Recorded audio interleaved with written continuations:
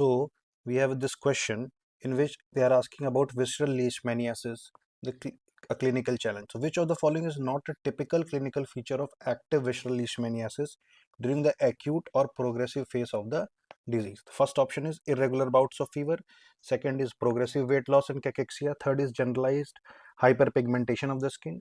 And D is massive splenomegaly, often more prominent than hepatosplenomegaly. So first we have to understand the clinical features of the visceral leishmaniasis. So what is the clinical feature? There is an incubation period. The incubation period can be 2 to 3 months or can be up to 1 years or more. So this is very important. It can be 2 to 3 months or up to 1 years or more. The fever pattern is biphasic. That means there will be a fever for some days, then there will be a afebrile period, and then there will be again fever. Now during the time when there will be fever, the fever will be of the re-emittent type. Re-emittent type means that if this is the normal temperature of the person, the temperature of the patient will always be greater than the normal, and there will be fluctuations in this increased temperature which will be more than 1 degree Celsius. I'm again repeating, re-emittent type of a fever is the fever in which the temperature of the patient is always greater than the normal temperature, and in that temperature there is fluctuation of more than 1 degree Celsius. So this is a re-emittent type of fever, and it may be associated with the rigors and chills. Now there will be splenomegaly and there may be hepatomegaly.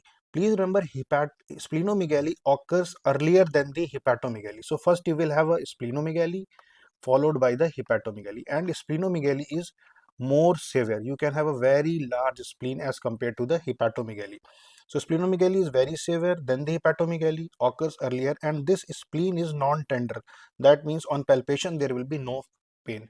Now on hepatomegaly you will see low albumin. So because of the low albumin there can be ascites, there can be even pedal edema in these patients. There can be raised aminotransferase. One very important thing is that there is rarely jaundice. So jaundice is generally not seen in cases of the leishmaniasis. Also, kidney failure is very uncommon in cases of the leishmaniasis. So this is very important point. Now, coming to the other clinical features. Now, if the hematological changes we talk about, there can be leukopenia and anemia. Please remember, leukopenia and anemia occurs much before the thrombocytopenia. Thrombocytopenia occurs after some time, that is after leukopenia and anemia. And there can be epistaxis, there can be retinal hemorrhages, there can be GI bleeding, which are the manifestation of thrombocytopenia. Now, anemia is very important. Anemia is so severe that it causes congestive heart failure in visceral leishmaniasis. Leukopenia lead to the low immunity and can lead to multiple infections like tuberculosis.